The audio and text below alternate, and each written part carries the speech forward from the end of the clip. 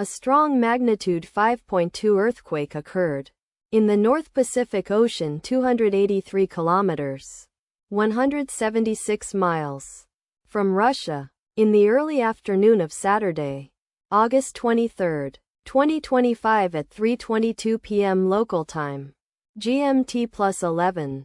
The depth of the quake could not be determined, but is assumed to be shallow. The quake was reported felt by some people near the epicenter. First to report, GFZ after 11 minutes.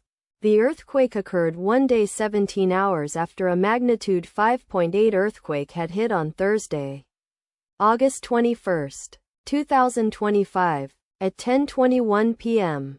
GMT +11 local time, in 21 kilometers, 13 miles, distance to the northwest. Data source from Volcano Discovery. Did you feel it?